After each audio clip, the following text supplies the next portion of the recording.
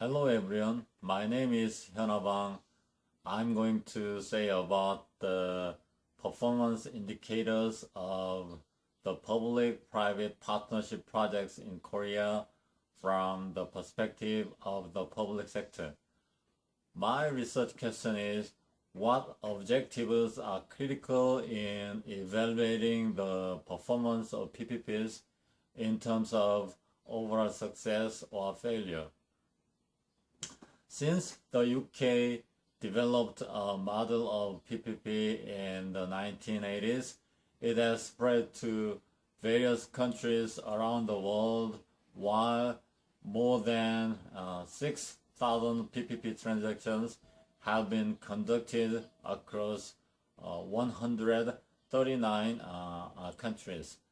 In Korea, since the 1990s, over 400 PPPs have been implemented. While it is obvious that those projects have provided necessary infrastructures on time within available budget, they have been criticized for the failure of traffic volume forecast and a larger amount of government subsidies for the minimum revenue guarantee. Even some legislators keep criticizing for the government in that PPPs have caused physical burden even though they were initiated to reduce budget restraints. So I felt that an appropriate performance evaluation system should be in place for accountability and sustainable development of PPPs. When it comes to the performance evaluation in PPPs, numerous studies suggest various performance indicators and success factors that are associated with every procedure of implementation, and they try to encompass all the viewpoints of stakeholders such as the public sector, private sector, and the general public. But those factors and indicators seem to be too extensive for a party involved in a PPP to use as a certain kind of criteria for performance evaluation. In fact, the main reason that governments choose PPPs boils down to just a few things. According to European Investment Bank, governments drive PPPs in order to provide services on time within available budget, while other benefits do not have a critical influence on the decision.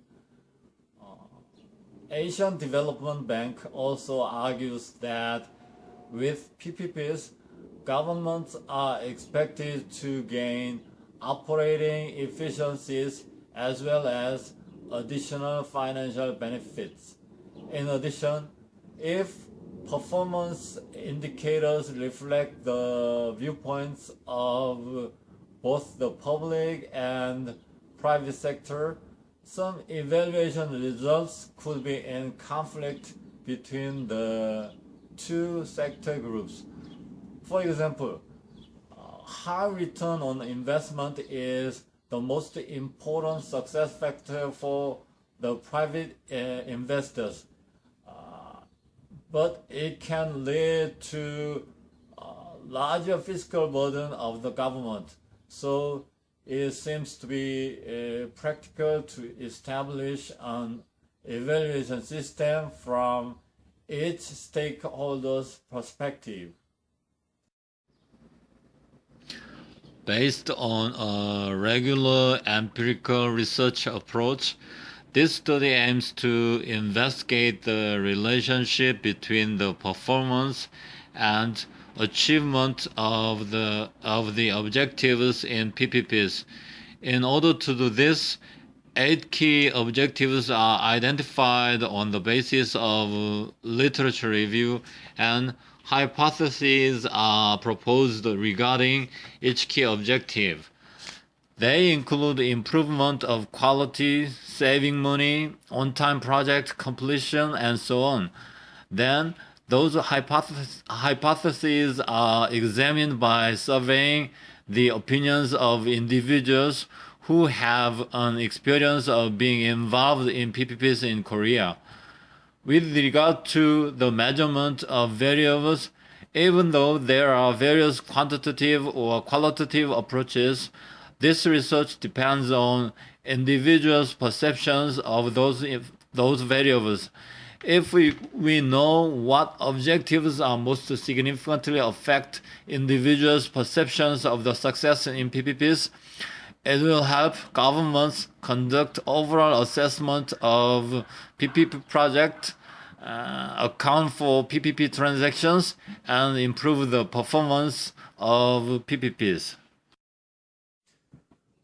The sample is 152 individuals, 72 individuals in the public sector, 80 individuals in the private sector.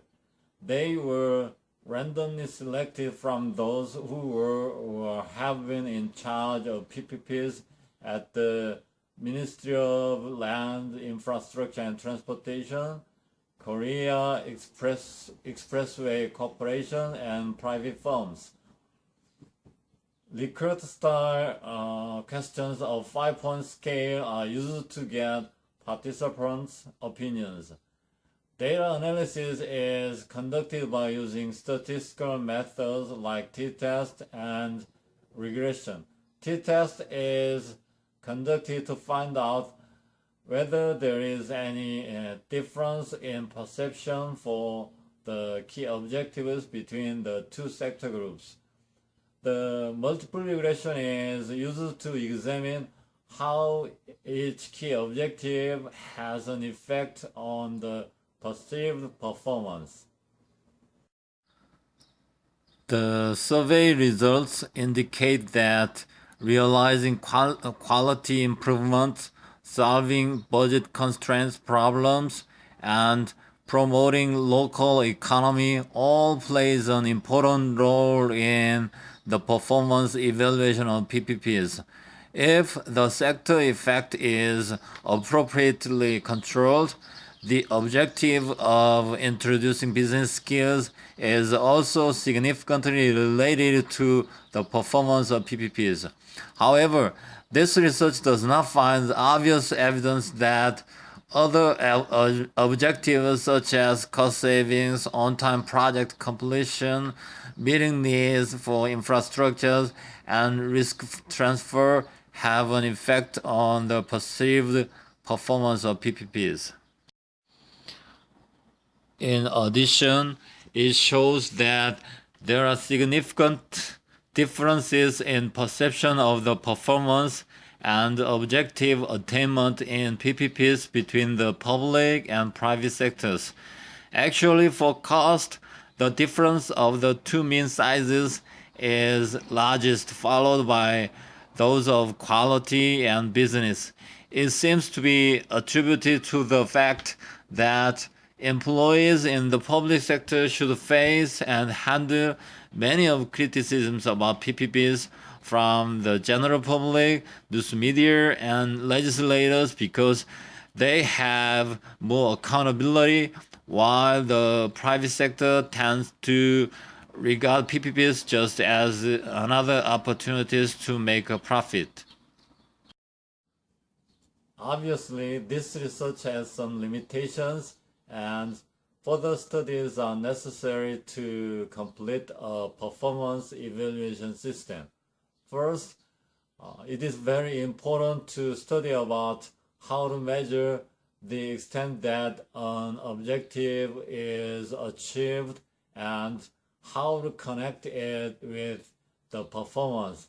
Second, as VFM can cover all aspects of a PPP's performance, it is necessary to investigate about how VFM decisions can be applied to evaluating the performance and accounting for the decisions. That's all. Thank you very much.